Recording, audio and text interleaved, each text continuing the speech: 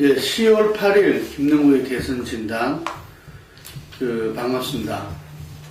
오늘은 지금 이 대선 삼국지가 추석 이후에 열띤 경쟁 속에서 지금 진행 중인데요. 박근혜 후보 같은 경우는 어쨌든 내부 문제가 지금 상당히 심각하게 불거지고 있고, 안철수 후보 같은 경우는 이 정책 발표를 했죠. 예. 예. 이 일요일 날, 7일 날 어제 정책 발표를 이제 했고, 문재인 후보가 아마 지금 가장 힘을 좀 받고 치고 나간 것 같아요. 과감하게 이제 예를 들면은 구정치 세력도 고문단으로 영입하고 하는 모습 속에서 한번 짚어보도록 하겠습니다. 먼저 지금 새누리당의 박근혜 후보 쪽은 지금 굉장히 시끄럽죠. 어쨌든. 예, 지금 최경환 비서실장 사태로 박 후보가 이렇게 현재 내용사 마무리하려고 했는데, 네. 오늘 상황을 보니까 이걸로 좀 가능하지 않은 상황을 하고 있습니다. 이거는 한번 당내 과연 될까? 궁금한 상황인데요. 그러니까 지금 그 부분에 제가 지난번에 한번 이야기했지만, 총선을 앞두고 새누리당의 당명을 바꾸고 이 비대위를 구성함에 의해서 어떤 쇄신의 모습을 보여줬다. 네. 그것이 아마 총선에서 새누리당 승리의 어떤 기본 동력이었다고 봅니다. 그런데 지금 이제 대선을 앞두고, 예를 들면 이제 경선을 치렀지만 경선이 사실상 무늬만 경선이었다 할 정도였고, 그 이후에 선대본을 꾸렸지만 사실상 어떤 국민에게 감동을 줄 만한 새로운 인물 영입위해서 사실 실패하고 있는 거죠, 이게. 그러면서 기존의 어떤 몇 년간 정말 지긋지긋하게 국민들이 봐왔던 친박, 이제는 친이가 아니라 친박이 어떤 주도 세력을 갖다가 구축하면서 특히 이제 비서실을 중심으로 한다든지 어떤 지도부 중심으로. 그래서 새누리당에서는 20대 127이란 말이 있어요. 전체가 147명 의원인데 그중 20명만 일을 한다는 거죠. 그리고 나머지 127명은 뭐가 어떻게 돌아가는지도 모른다 할 정도라는 거죠. 이건 굉장히 심각한 문제다. 말하자면은 문재인 후보 같은 경우는 전체 120 몇 명입니까? 그러니까 128명. 128명 전부 다를 어쨌든 간에 이 팀장급으로 해서 선대본을 갖다가 가동하고 있다. 이게 좀 대비되는 셈이죠, 말하자면은. 그래서 그런 속에서 어떤 친박 이선 후퇴가 강력하게 제기됐고, 그 속에서 아마 최경환 비서실장이 어떤 박근혜 후보도 충정을 이해한다 하는 마음으로서 비서실장을 이제 사퇴했는데, 저는 문제는 지금부터 시작이라고 봅니다. 이게 한편으로는 뭐냐면은 그동안 어떤 면에서는 박근혜 후보 캠페인의 어떤 핵심을 다 코디네이터 했던 최경환 실장이 이제 이선으로 물러나면서 오히려 선거 캠페인에 혼선이 벌어질 수도 있겠다. 네, 왜냐하면 지금까지는 말하자면 정무, 정책, 일정, 모든 부분을 비서실에 다 관장했어요. 이건 오히려 안 좋은 신호 아닙니까? 더 안 좋은 신호 아닙니까? 물러나는 게? 그러니까 그 부분들이 시스템이 구축 안 된 상태로 지금 현재, 일단은 지금 이제 불부터 끄자는 식으로 물러난 거니까, 시스템이 구축이 되고, 이렇게 그 성산에서 이루어진 게 아니기 때문에 문제가 있을 수도 있다는 이야기인 거죠. 그리고 또 한편으로는 뭐냐면, 그게 혼자 책임지게서 될 문제냐. 예를 들면은, 지금 황우려 대표와 서명수 사무총장에 대해서도 지금 세거든요. 그런 부분들이. 예, 그래서 기존에 있어 왔던 친박 내의 어떤 갈등과 내분에다가, 이 친이 친박의 문제. 예, 그러니까 100% 대한민국을 갖다가 이야기했던 박근혜가 100% 지금 새누리당도 못하고 있다. 네? 이런 이제 비판에서 잘 볼 수가 없죠. 거기다가 또 문제가 되는 게, 말하자면 야심에 찬, 지난번에 역사, 과거사에 대한 전향적인 어떤 사과를 하면서 이야기했던 국민통합위원회, 그 부분의 위원장으로 한강옥 전 김대중 대통령 비서실장을 영입을 했거든요. 예. 그 부분에서 정치쇄신위원장을 영입했던 안대익 전 대법관이 강력하게 문제 제기하고 반발하면서 지금 모양새가 이상하게 돼버린 거죠. 예를 들면 세계위원회 또한 위원회인 이 국민행복위원회 위원장인 김종인 위원장도 이한국 원내대표 자기 중에서 선택해라. 예를 들면은 지금 이런 거니까 지금 한지붕 세가족도 아니고 예를 들면은 자충우돌의 어떤 이 당의 모습이 그대로 드러났다. 그럴 때 박근혜가 가장 새 후보 중에서 강조하고 있는 정치 경륜의 리더십은 어디 있느냐 이거죠. 이게 저는 가장 큰 문제라고 봐요. 자기가 새 후보 중에서 안이나 문내 비교해서 이 15년 정치 경륜을 이야기하면서 10년 정도 돼야 내공이 쌓인다 하면서 차별을 했단 말이죠. 그런데 유독 새누리당이 선대본 구성해서 운용해서 불협화음을 내고 당무 거부다 여러 가지 지금 현재 소수위에서 어떤 운영되고 있다 이런저런 이야기들이 나오는 게 한편으로는 박근혜 대선론이 깨졌기 때문에 예를 들면 그게 다 반작용이라고도 봅니다. 하지만 가장 큰 문제는 예를 들면은 국민들한테 앞으로 박근혜 후보가 마의 45%를 넘어선 플러스 알파라는 것은 대통령다운 대통령, 바로 그런 경륜의 리더십, 국정의 이 경륜의 리더십을 보여줘야 되는 건데, 그 리더십 부분이 지금 현재 흔들리고 지금 현재 이래 되고 있으니까 저는 이건 굉장히 큰 문제다. 이걸 해결하지 않고서는 한 발짝 나갈 수도 없다. 이렇게 봅니다. 그래서 어떤 측면에서는 박근혜 빼고는 다 바꿔야 된다. 남경필 의원이 그랬죠. 지금 선대위 부위원장이죠. 그런 말 했는데, 그게 친박조차도 거의 동의하는 사람이 많다고 그래요. 지금 새누리당에서.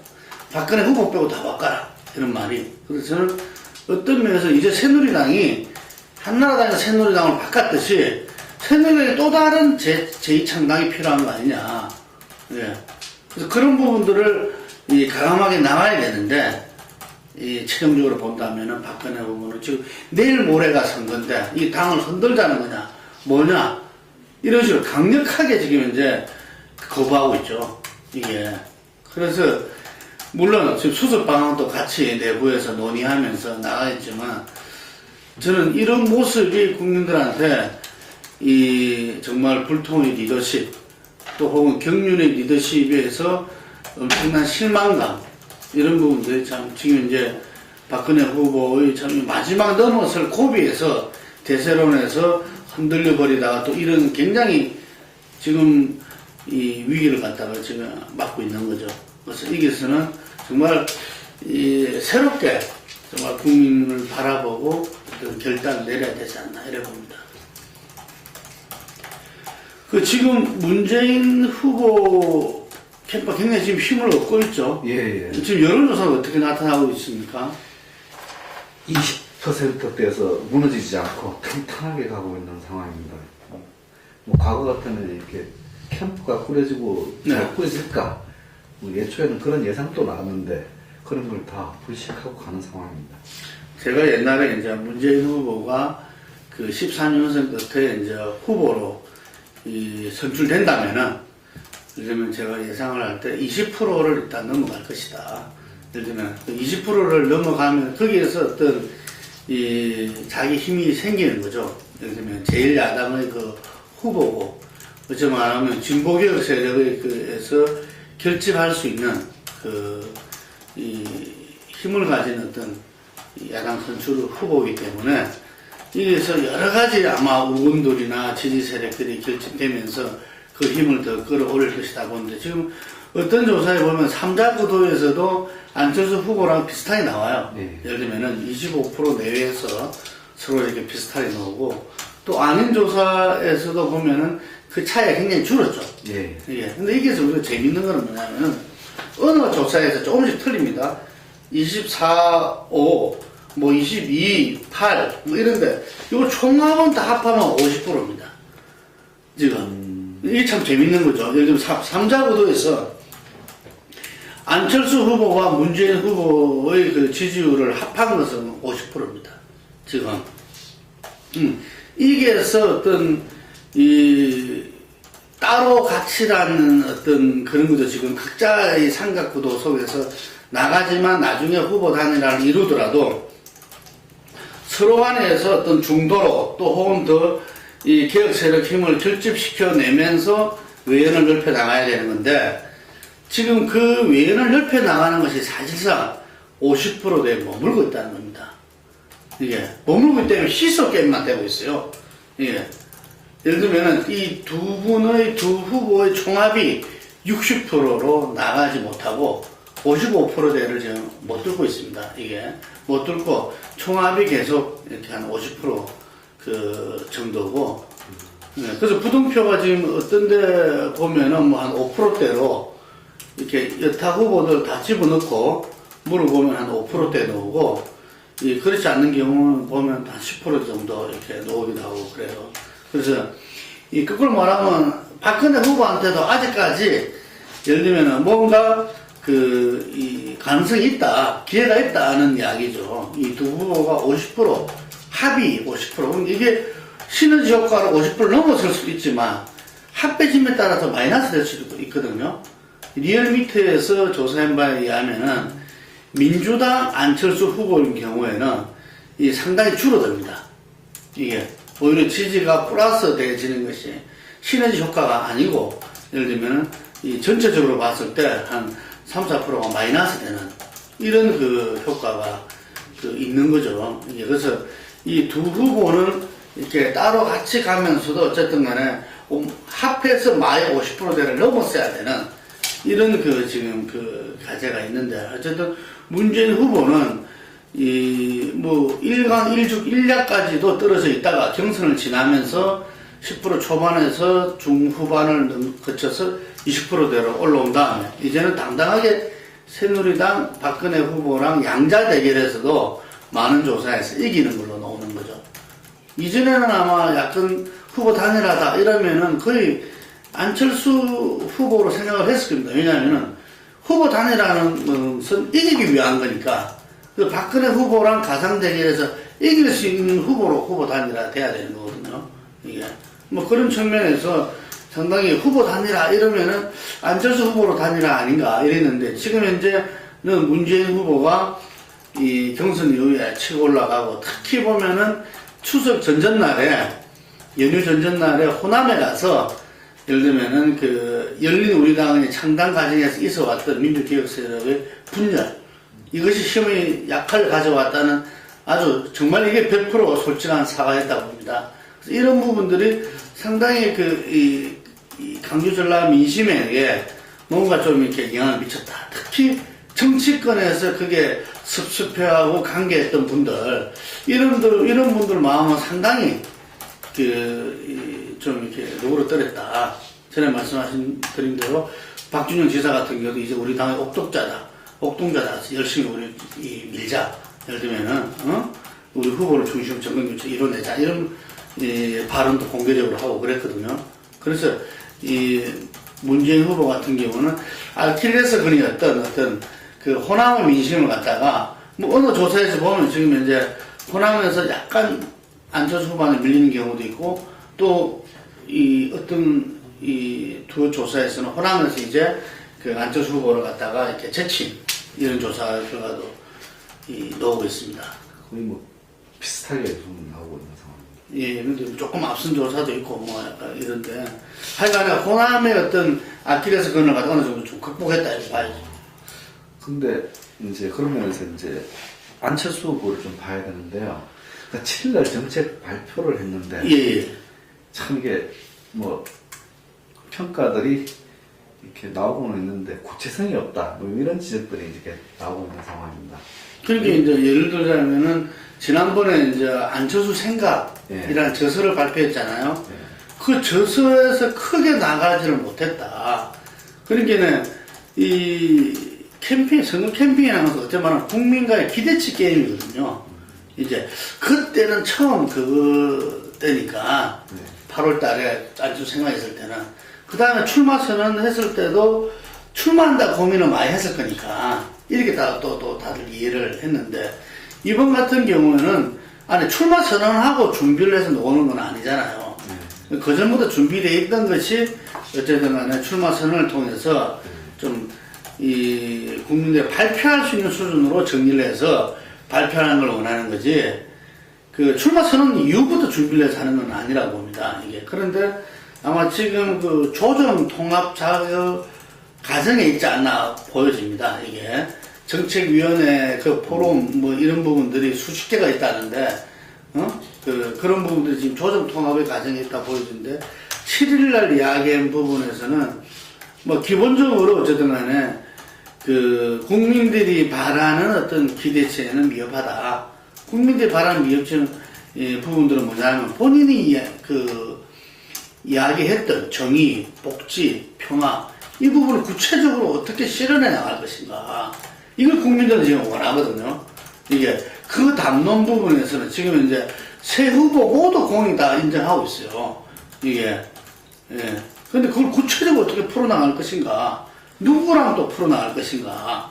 예를 들면은 지금 그 부분에 이제 답을 해야 되는데 이제 사람들이 이제 좀 이 조바심이 나기 시작을 했던 거죠. 그래서 11월 10일경 아마 종합적인 어떤 정책 발표를 하겠다라고 이제 이야기를 했잖아요. 그래서 제가 볼 때는 뭐 단일화는 그 이후에 벌어질 수밖에 없으니까 24일부터 후보 등록이거든요. 그 전날 옛날에 2002년도 노무현 정몽준처럼 그 전날 뭐 발표될 수밖에 없지 않겠나 이런 생각이 이제 드는데 그날 같은 경우는 단일화에 대한 질문을 받고 또 이야기를 했죠. 이야기를 했는데 중요하게는 이제 뭐 선거인단으로 추정될 만한 부분에 대해서는 일체 이야기를 안 했다. 세 가지를 이야기했는데 현장에 듣는 국민의 목소리, 전문가 평가, 여론조사 뭐 이 세 가지를 이야기했어요. 그런데 이것은 결국은 우리가 지금 할 수 있는 어떤 단일화 방식 보면 세 가지인데 하나가 어떤 서로 협의한 담파 있을 거고 하나가 2002년처럼 여론조사 하나가 그 박원순하고 어떤 박영선 의원 때 서울시장 재보선 때처럼 여론조사 플러스 어떤 선거인단에 의한 경선 요 세 가지 중에 하나일 건데 여기에서 그 어쨌든 간에 뭐 여론조사에 좀 방점을 둔 거 아닌가 뭐 이런 이야기들이 그 나올 정도로 어쨌든 간에 지금 그 뭐 캠프 내에도 지금 이제 조직 부분은 꾸리지도 않았다 그러잖아요. 예, 기존의 어떤 선대본 방식을 지향하겠다 뭐 이랬는데 그러니까 경선으로서 그 붙는 거는 뭐 생각을 하고 있지 않다고 봐야 되겠죠.